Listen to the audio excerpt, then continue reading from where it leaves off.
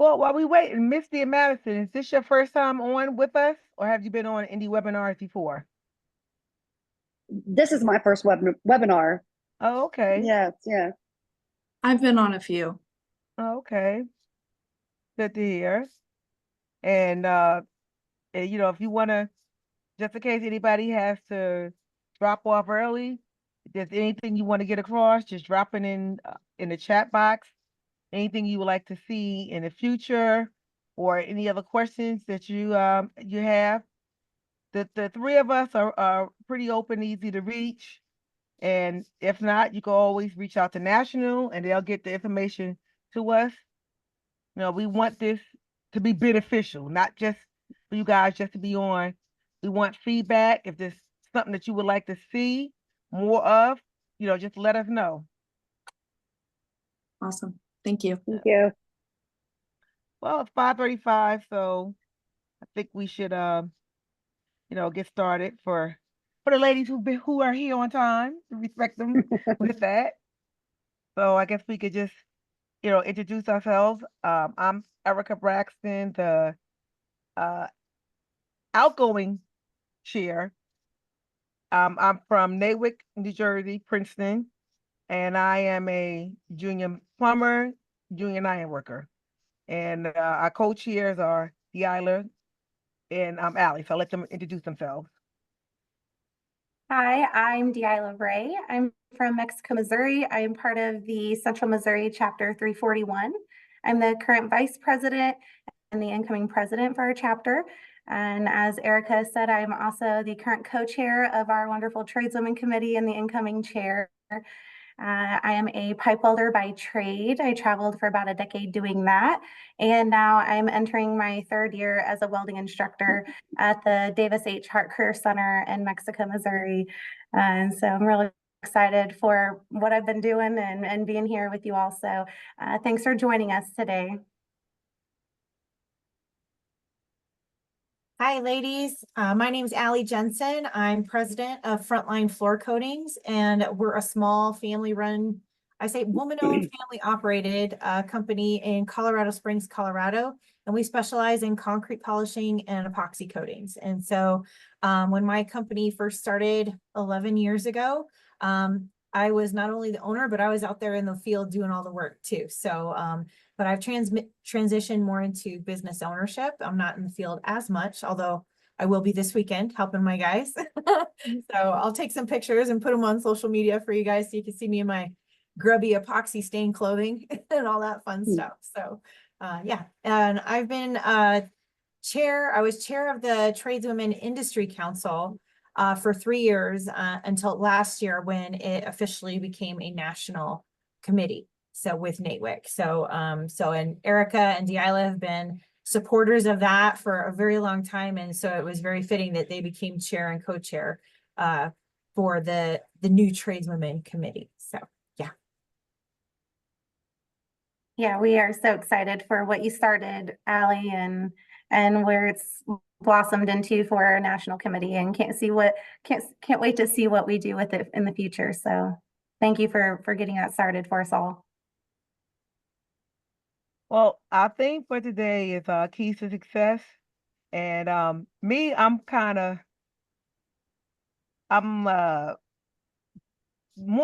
more like a wing it. I don't use a lot of PowerPoints or anything else like that.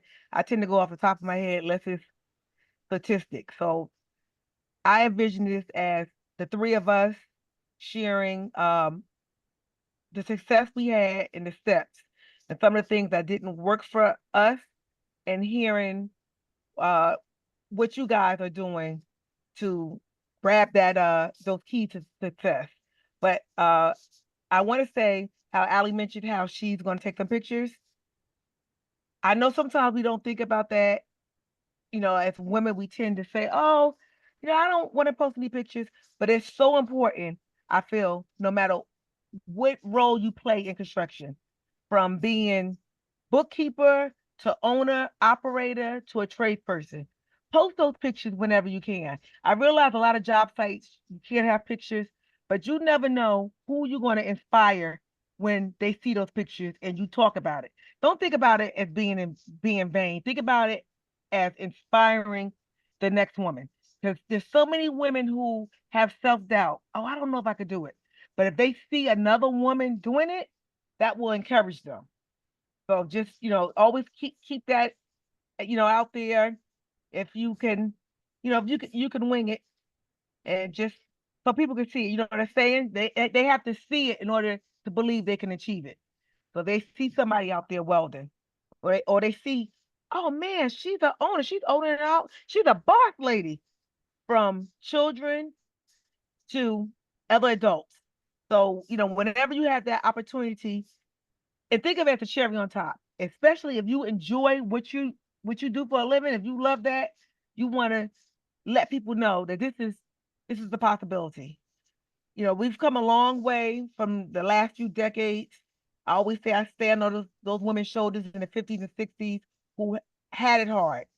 So although it's so much easier, we still face obstacles in construction, be it from just not getting hired from the job. You see a lot of pins and posters that say the right job, the right man for a job may be a woman.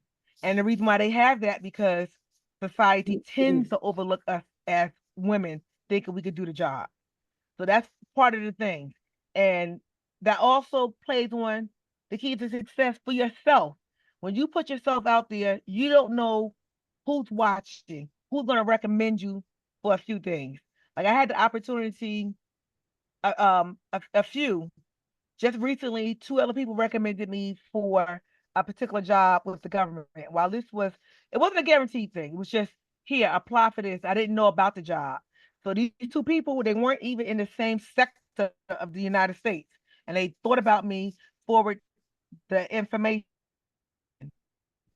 And by you putting it out there, people seeing you, they will remember your name. So that's another important thing. It's twofold. You're inspiring others, and you don't know what other opportunity is going to be out there.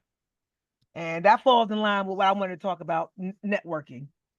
I'm kind of like on the extreme, because I personally, I love to talk. My nickname in elementary school was Talk Too Much.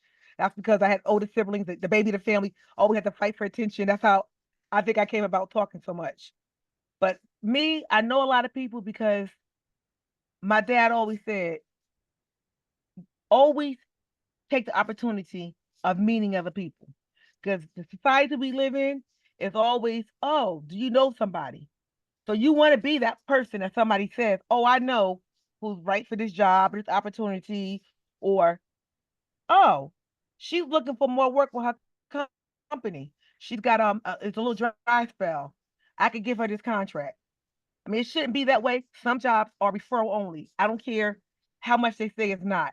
Even government jobs supposed to go out for bid. Sometimes we all know, yeah, it's going out to bid, but that one particular contractor is going to get it because he knows somebody. It's just the way it is.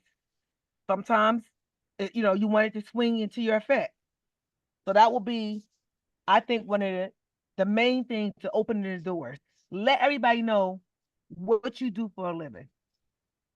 I personally, if I'm someplace where I notice a big gathering of any government officials, politicians, or women owners where there's movers and shakers, I tend to wear something that has either my union name, NAWIC, one of the other organizations I belong to, and even if it's something, oh, I can't go sporty, like this shirt I have on today, build together, women of the building trade.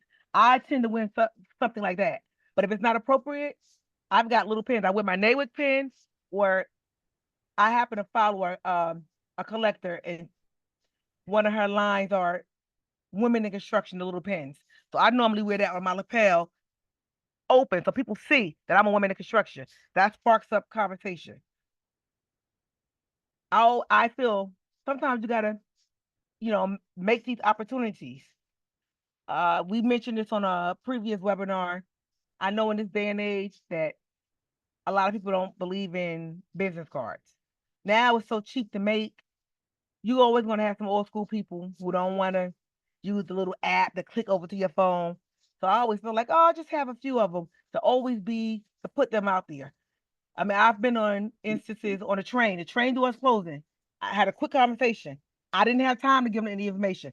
I stuck my card between the closing train doors, and the person had my contact information. They reached out to me a few months later. But had I not had that, it would have been no opportunity. So with us in construction, you want to succeed, always think about out the box. The whole purpose I would think that you join NAWIC is you're looking for support and networking. So don't let that be the end all just with the organizations. And if once you become a member, attend the events.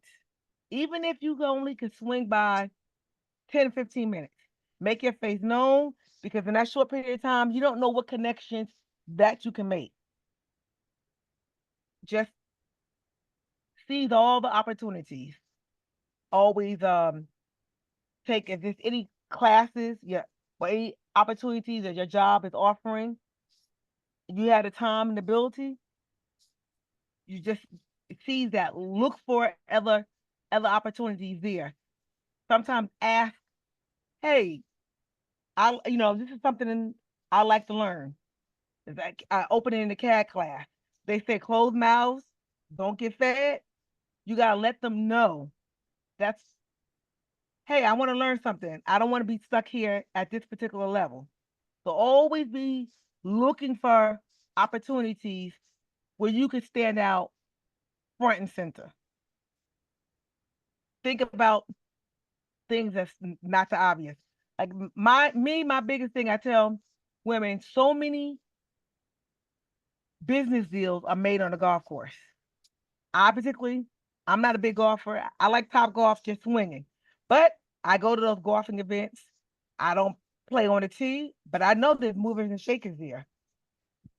That's another opportunity, because us as women, let me see, it wasn't this conference, this annual. I think it was the one before last, and maybe at our regional.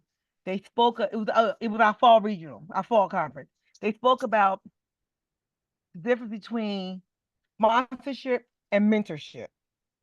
That women tend to get mentorship more over sponsorship. But while they're both good, sponsorships get you in the door. So you want to look for those opportunities. You when they sponsor you, that person who's your sponsor, he will drum up opportunities for you. They go out and think about ways that you can move up through the ladder in the company. So you want to put it out there. You always want to constantly let people know. You don't wait to see if somebody will. You feel the waters, you see who's more open. Sometimes you might have to take it to HR and ask, let them know, well, we don't have a mentorship policy here. Is this something we could look into? But there's so many types of mentorship and sponsorship, as far as formal or informal. So I think that's also one of the other things you do. You should have mentors that look like you, and try to have some that don't look like you. And the reason why they say you have mentors that don't look like you, because they're able to get into doors to speak your name and learn opportunities, places where you wouldn't be as readily accepted in. For me, I'm a Black woman. Here in New Jersey, mostly, we have a few women owners in construction, a few of them that's not struggling. Anybody that's like mid-level is usually white males. No other race, but white males. So when I was an apprentice, I had one guy tell me that, don't worry about, there's some guys here who don't accept women. You go out and you find somebody who's open-minded. And he told me, you cling to him. You go follow him behind on job, tell him you want to learn. So you want to look for somebody who's able to do something for you. You can't think about it being selfish, because that's just how it is with hierarchy. And there's plenty of studies that show us as women, we will hold back from a job doing something, applying because we feel, oh, we're not ready. We don't meet all 5 of these criteria. We meet 4. We're gonna wait Mhm. until we get that one particular cert so we can have our 5. Well, meanwhile, Joe Schmo owns only meeting 1 and barely, and he's putting his application for that job. We missed a lot of opportunities. You want to be successful. I feel like that's one of the keys on that particular ring. Also, anybody else want to? Like I said, talk too much doesn't want to go so much. I want to have some feedback. If Deila and Allie want to add anything more, or our audience, any questions, you want to give your input. How has anything I said affected your life? It's only a couple of us on here, so that's the one thing we could get a little more personal. So, as you know, this is recorded, so feel free to share as little as you want or as much. No, that was great, Erica. I think some of the main points that I took away from what you said, and it's something that I love to say, is that if they can see her, they can be her. Right. So you have to put yourself out there. You've got to put yourself in the places that you typically wouldn't, because you never know who's watching. And then I also love how you said you have to create those opportunities. You have to seize every moment possible. Something that I think is interesting with the balance of mentorship and sponsorship. And I love that there's a difference and a need for both. And what either of them can bring for you. With sponsorship, something to consider. Social media is a free form of sponsorship today's day and age for you, if you will. And how I mean by that, I can speak personally on that. I've utilized different platforms, say LinkedIn. That has been a very interesting platform for me on my professional side. Just by putting out my information and keeping it up to date about the different things that I'm doing, the different certifications that I'm getting, the different awards that I'm winning. By putting that information on there, anybody can find me and reach out to me. And I had that happen last year. I had the workforce development director from the Florida State College at Jacksonville reach out to me. They were putting on a workforce symposium about entrepreneurship and asked if I could come down there and speak to their development department about it and their students. And so it was an awesome opportunity, and one that I wouldn't have had I not utilized the social media form of sponsorship, of free sponsorship. It's sponsoring yourself. It's that personal branding, which is a very important thing whenever it comes to leadership, especially if you're wanting to utilize a platform to help others. So I think with leadership, the biggest things whenever it comes to that is being able to inspire and guide. And if you can do those, you'll be a good leader. There's, of course, different qualities and skills that are important with that, but just making sure that you're not just staying flatlined. You have to always be willing to learn. You have to always be wanting information. Like Erica said, find that person who's willing to provide it for you and follow them, be their shadow. Tell them, ask them, hey, we really align on these thoughts, or on this part of our job that we're doing. Can we work together? Let's brainstorm. I'd love to get some ideas from you. I'd love to bounce my ideas off of you. Really being open with that communication is always going to be a seed of growth, no matter what you're in, whether that's personal or professional. I think whenever you consider mentorship, that in itself is a repetitive cycle. I think once you get into a mentorship situation and you understand what that benefit is for you, you evolve into that mentor role. And then as you continue down your career path, or you switch gears and go a different way, you fall back into another role of being a mentor and a mentee. And depending on what you're doing, that can kind of evolve as you're going. And I think that's something that a lot of people don't consider being a really great tool for success.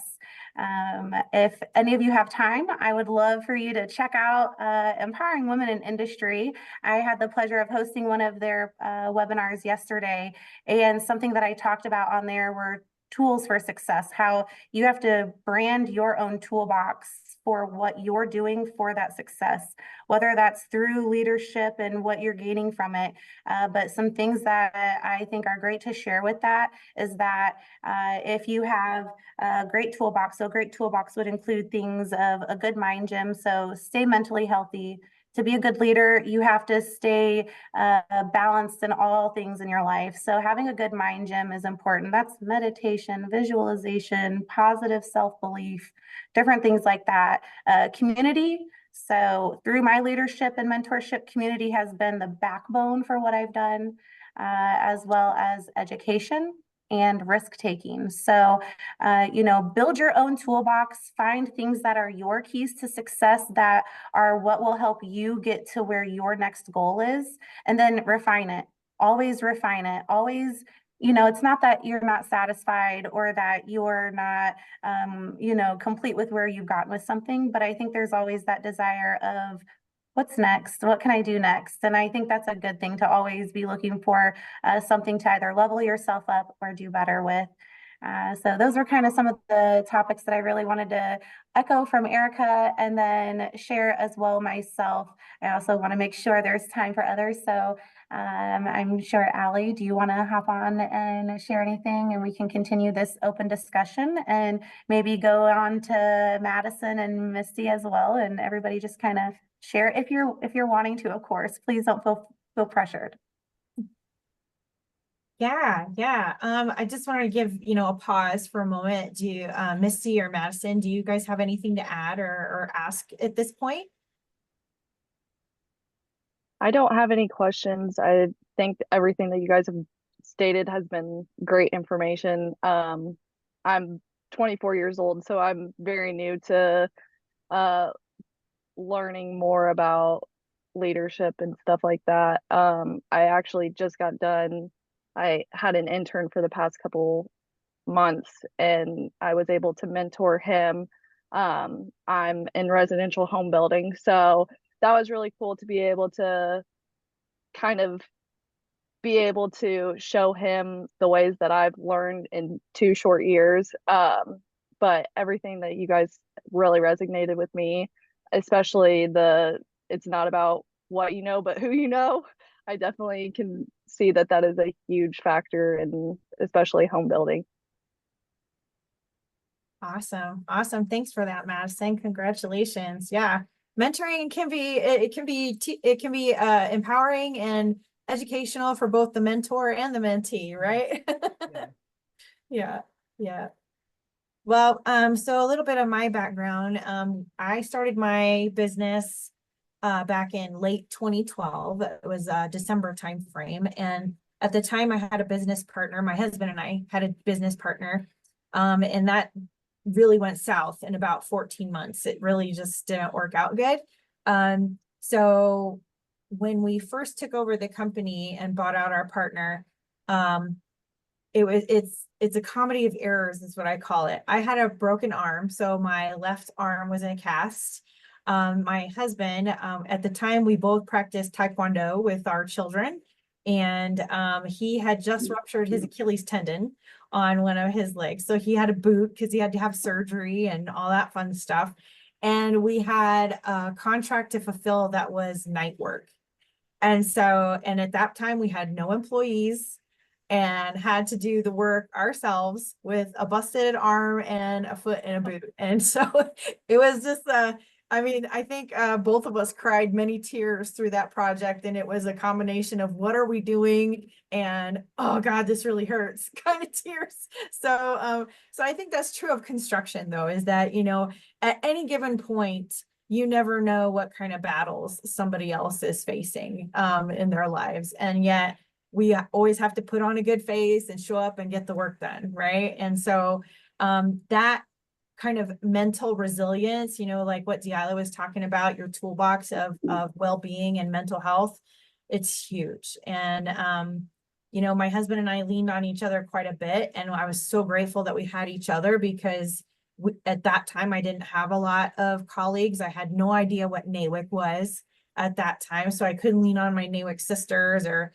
ask for people to come help me or any of that kind of stuff. So definitely build your network, because you never know who you might need to call on someday to help you out, or they may need to call you for help. So definitely build your network and keep those business cards.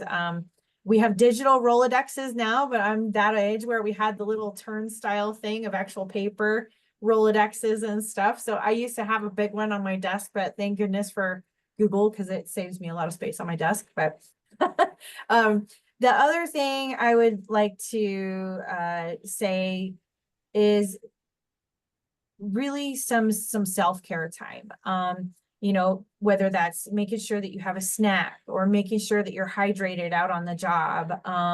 You know, taking breaks when you are allowed breaks, even though the pressure's on to get the job done. You know, make sure you're taking care of yourself, because we only have one body, right? We don't get a second one or any of that kind of stuff. So it's super important that we do advocate for ourselves and take those breaks and, you know, nurture ourselves, whether that's with food, with quiet time, with some, you know, your favorite song in your earbuds during your break or something like that. Whatever your form of self-care is, just make sure you're giving yourself at least 15 minutes a day just to start with.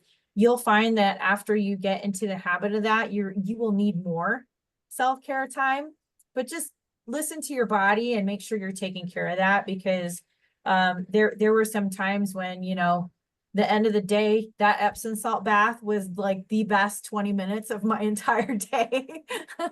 So just make sure you're doing that.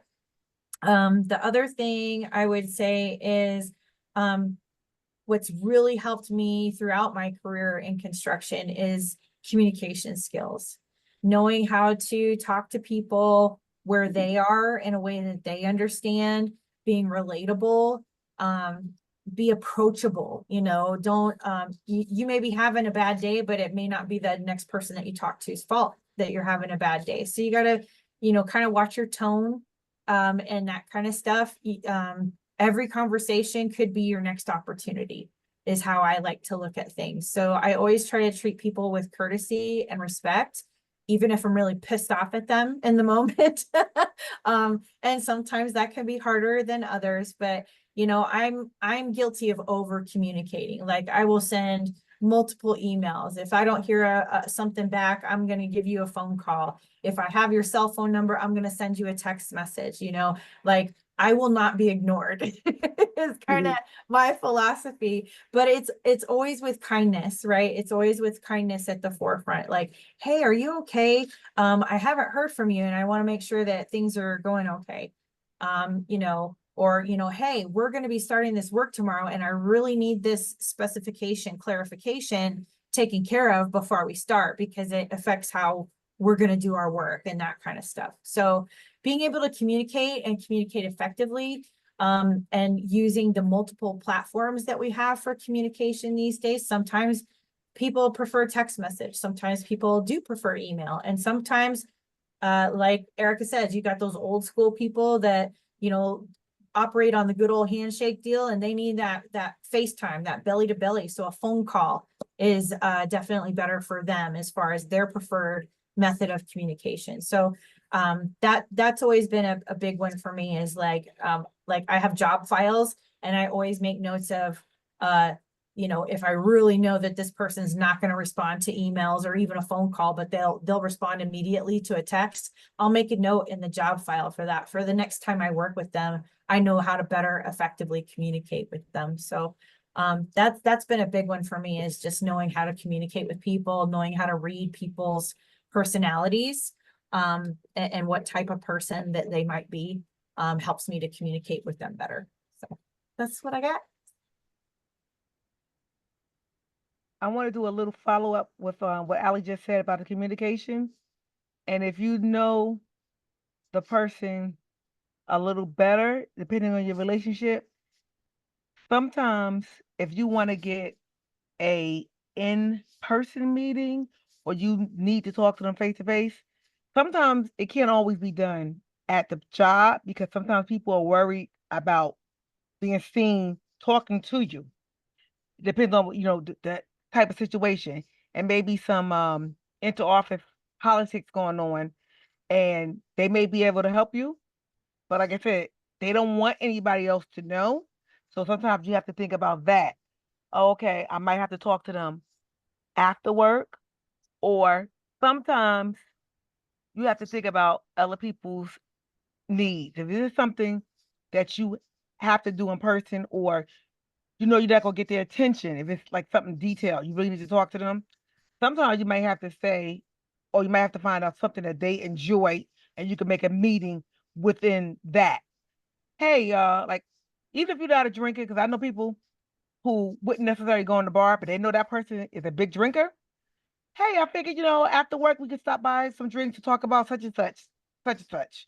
I mean, if you're not a drinker, maybe it's a soda. But that person's in that element, they're gonna be a little bit more comfortable. Or it could be, or anything else. Hey, do you have time Saturday? Maybe we could go for brunch.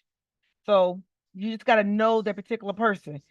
What might work for one person may not work for that other person. But that still falls in what, like Ali said, you have to know what, communication, what's going to be a little easier for them. Because there's other people who just, they're 9 to 5 people. They rush right on out. I got something else to do. And this may be something, like I said, you can't ever catch up with them. Maybe your lunch schedules are a lot different, but this is somebody who you want as an ally, but you just can't get to them. So you may have to take it, outside of work. Nobody's saying to be a workhorse, but these are some of the things that you might have to consider. Maybe, or you staying a little bit later.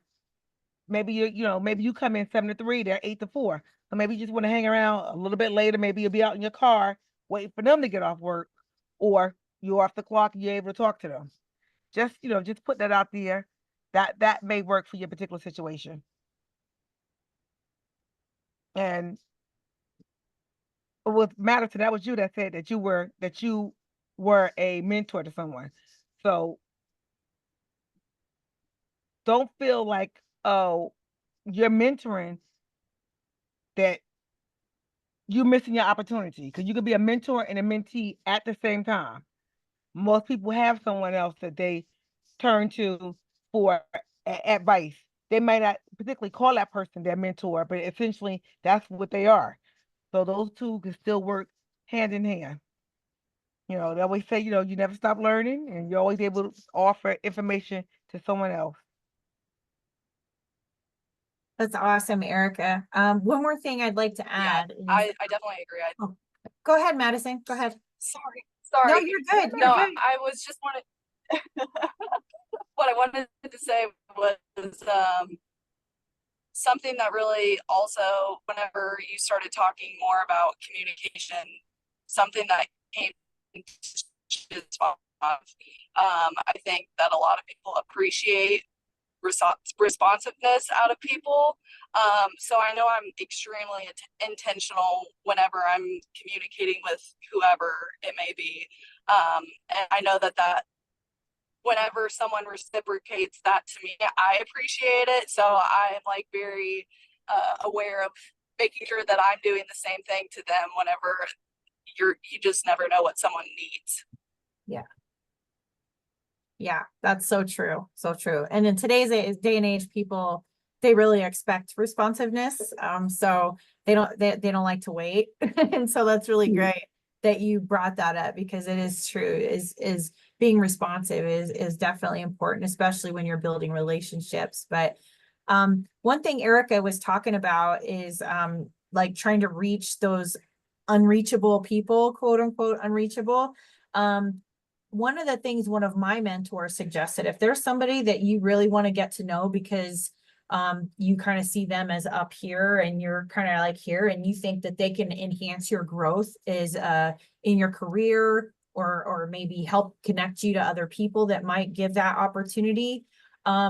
She said to, find out what kind of interests that they have, what kind of nonprofits do they typically support, and join those same nonprofits. So you have more opportunity to spend time with them in a place where they're comfortable and they know that you're passionate about something they're also passionate about. So it gives you that common bond right away to strike up a conversation or get to know them better. So, but that's, obviously, if you have time and those resources to do things like that, but that is another way to, you know, do good while trying to better yourself.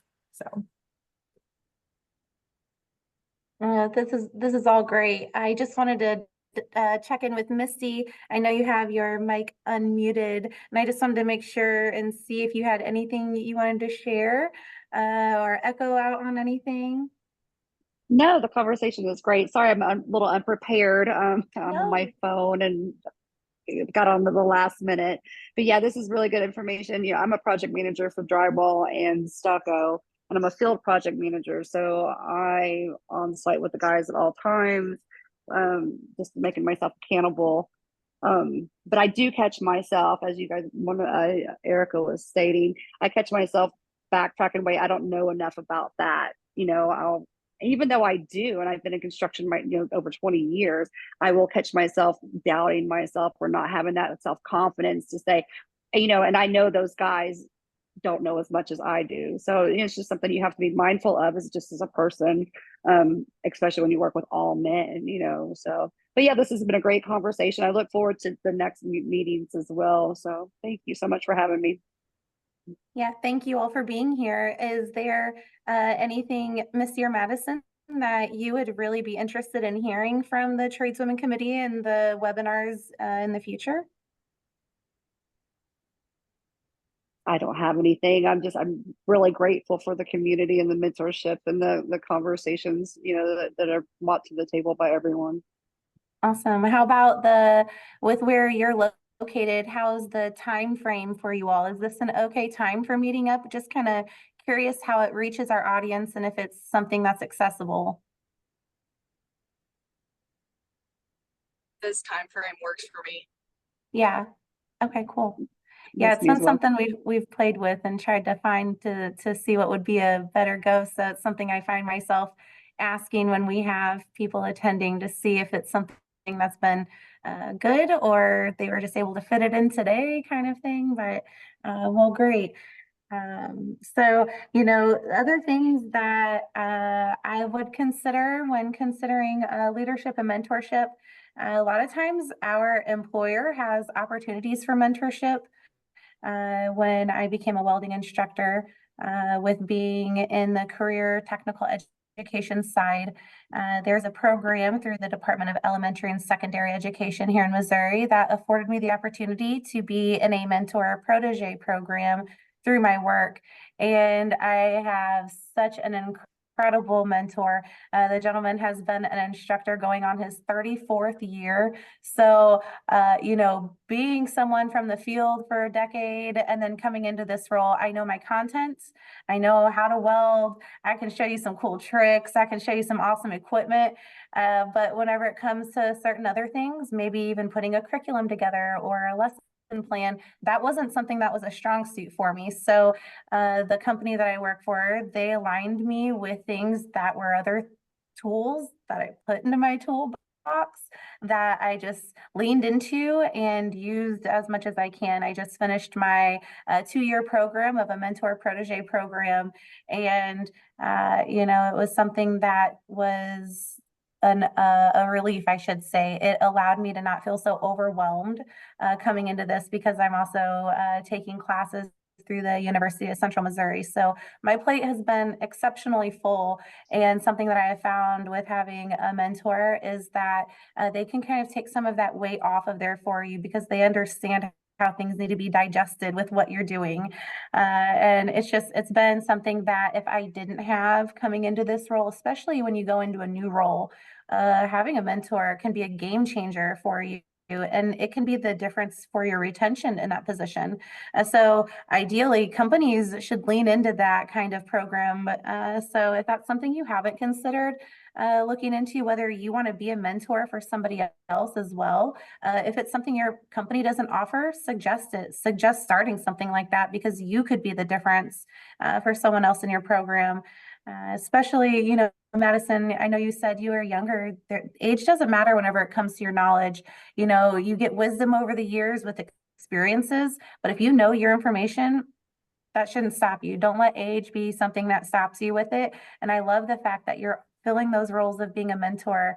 And exactly as Erica said, you'll be both. You can be both the mentor and mentee in that role. Just know that being in that position does mean that you are a leader. And sometimes we don't see that in ourselves. Sometimes you're like, what? I'm not a leader. And others can recognize that in you. So, you know, a lot of that self-belief or that, you know, strong mind gym that I talked about earlier really falls into also being a good leader. You have to recognize your skills. You have to recognize what you bring to the table and believe in that. You never know who's watching, right? You don't know who's going to say you're my leader because you don't get to choose. I heard that recently said by the amazing Charlie Matthews. We all are leaders. We're a leader to someone. You don't get to choose who calls you a leader. You get to choose how you show up in that role. So make sure that what you're doing when you show up is, you know, what you needed for that role. But this has been a really good conversation. Anyone else have anything to share? I want to say also, as Allie touched on, our mental and physical health, you know, taking care of yourself. Well, I want to touch on a little aspects or self-help. You know how they say all these self-help books that's out here, and truly, sometimes some of this knowledge, some of the things, if you are just reading some of these other little books, they will help you. Even if I know some people aren't big readers, maybe you don't have to tackle the whole entire thing at one time. You find something, one particular topic. There's books on leadership. Even if you're just reading maybe a page a day, you're still absorbing it because I've run into people and say, I'm just not a reader. I just can't sit down, with a book. Me, if I crack open a book, I'm reading it right then and there in a few days, beginning to end. But people are busy. Some people just not book readers. So you find something that's of interest, even if it's just a few lines. Be proactive in doing some of these things. There's Toastmasters group, because a lot of people are not comfortable with speaking in front of other people. So realistically, if you are going to be a leader, more than likely that's something that you will need to be comfortable with, speaking in front of others. So that's like another resource where you can get a jump on that. I don't know if Madison, Missy, if you're are aware of NAWIC, we also have an online book club. I've been meaning to join. Every time I get around to it, I look and I say, "Oh man, this is a really good reading. I wanted this book, and it's just really too late." For me, I'm not really on a schedule like that. They read like a few chapters, so they're going too slow or they're reading at a particular time. I got so many things going on, I don't have time to pick up a book. But that's another resource within our chapter. So I've always taken notes. I went and screenshot like the last 2 years. I said, "Oh, this is recommended reading. I'm gonna do this on my own and keep up with that." And how oh, okay. That's very good. Yeah. Allie put in the chat a book. I've heard that one. Yes. I've been meaning that's on my list.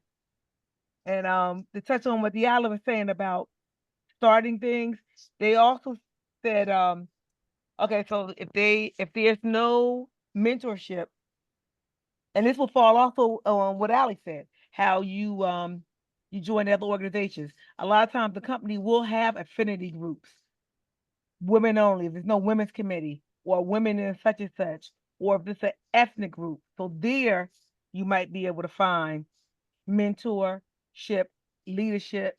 You'll learn some other skills that will cross over, even though that might be a social group. That's always something that you could take a few of those lessons there and apply it to your life daily too. Just keep looking for those particular opportunities.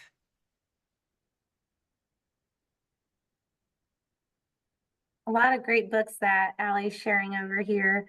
I've seen some titles of some of them as well. The 7 Habits of Highly Effective People is a great book. Let's see. Yeah, those are awesome. Misty, did you share Madison's from Florida, right? Misty, where are you out of? I'm in Orlando, Florida. Oh, you're in Orlando. Madison, where are you out Yes. of? I'm in Nashville, Tennessee. Oh, okay. Sorry, I had a mixed up there then. Nashville and Orlando. Okay, awesome. Very cool. Yeah, I realized I didn't ask that earlier, which chapter where you were out of with it. Will either of you be attending annual conference?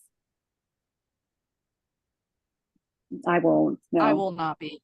Okay, No, yeah, I I was won't just either. curious. I was gonna say we'll have a good grouping of us tradeswomen there, so I'm just gonna extend an offer and say if you're there, let us know because we're all gonna try to meet up. Well, hopefully we'll meet one day then, huh? Yeah. Yes. True. Well, good. Yeah, thanks for the book recommendations. One book that I really like is Dare to Lead by Brene Brown. That's a really great book. What was it? Dare to Lead by Brene Brown. Very Oh, good. yes. She's a great author. Yeah, she's amazing and she's got multiple books, but her whole premise is about being vulnerable and using your vulnerability as relatability skills for people. I mean, it's just awesome. She's really great. You should see her YouTube, or not YouTube, but she did a TEDx video, didn't she? Yeah, she did. Yes, Yeah. she did. And it goes over her book and everything and how she created it and the reasons behind it. And yeah, it's definitely watch the TED Talk and then also read the book. It was Dare to Lead by who? Brene Brown. It's Brene Brown. Okay. All right. Made a note. Yep. Yeah, I'm gonna be driving down to Texas. So I've got some books downloaded on my phone that I can listen to while I'm on the road trip. I'm excited. How long of a drive is it, Allie? So I'm going to Dallas first because I've got a conference, my speaking competition, next week. I leave on Tuesday. So I'm excited for that. And then, I will drive from Dallas to Houston. It's about 5 hours from Dallas to Houston. And then I'll have about, I don't know, 15, 16 hours home. So I'm making a stop on the way home from Houston. Not gonna do all that in one day. Yeah, especially by yourself. Yeah. Long go. Yep, long go. Well, good. Well, good. Well, anything else anyone like to add? Any goals for your leadership and what you're doing or what you hope to do?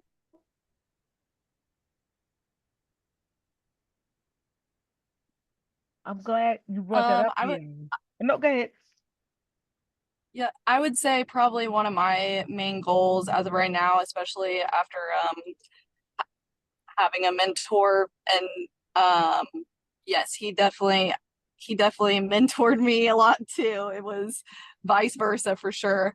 I would say just having the ability to have confidence and like you mentioned, even though I may be young, I just need to know that I know my shit and that if anybody questions me, it like just put a foot down.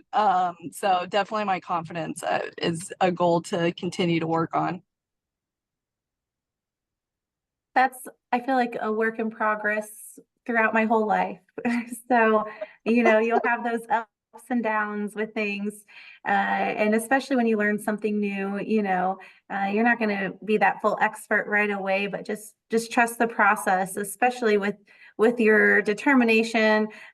Just in our hour together, I can tell that you're a rather driven woman and you'll succeed. You put your mind to it, you'll succeed. You build that confidence with yourself along the way with all your successes and hopefully that just keeps building for you. Thank you all for your leadership too throughout this session and everything all the tips and tricks you guys have given. Thanks so much. Yeah, very sweet.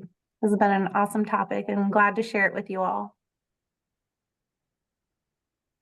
I want to say before we go, when what Diala mentioned about the goals, a lot of times you don't think about something they say because you're afraid that the goal is so big, so you don't visualize it.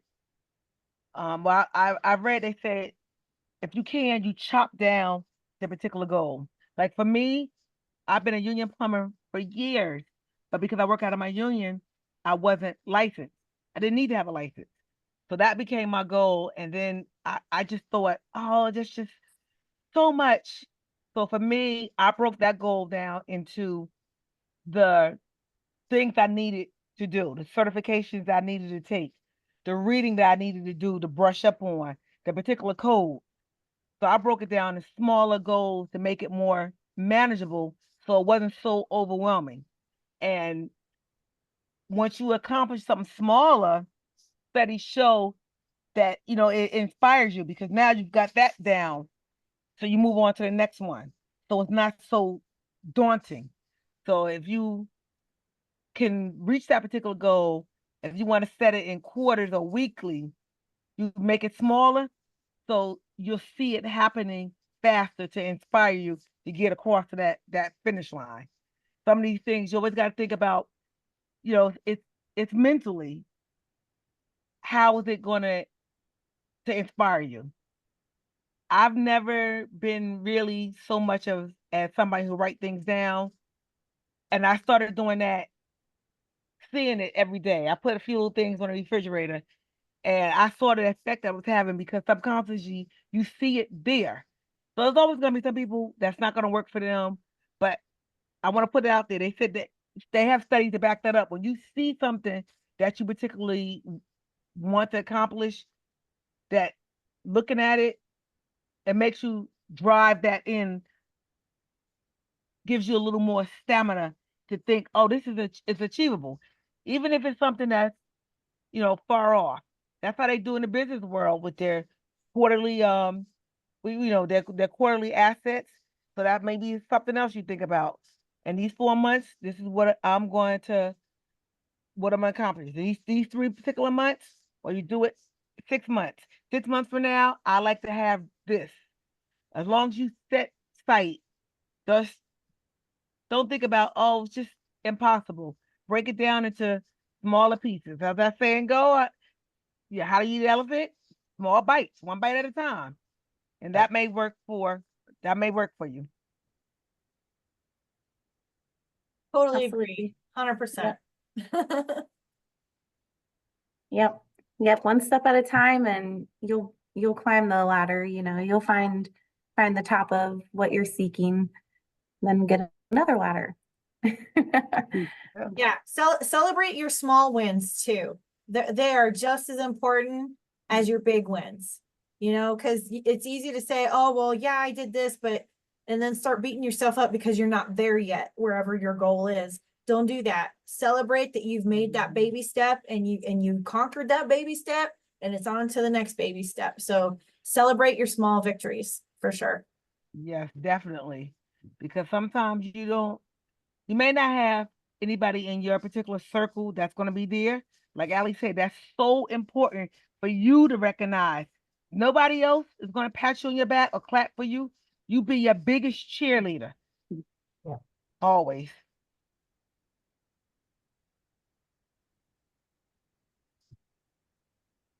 Well, we at I guess it would say what, the bottom of the second half of the hour. So before we close out, just any other final thoughts, be it relating to this webinar or anything else you guys, want to see? Any other questions? No, I don't have any questions. Thank you. Thank you, ladies, for joining us today. Yes, this was great. Yes. Thank And you so thank you much. thank you to anyone else who listens to the recording as well. I hope you gained some insight and some helpful tips from us and our conversation today. Yeah. Thanks, everybody. Have a great night. Thank Thanks, you. too. Bye, ladies. All right. Thank See you at you. conference. Bye. Bye-bye.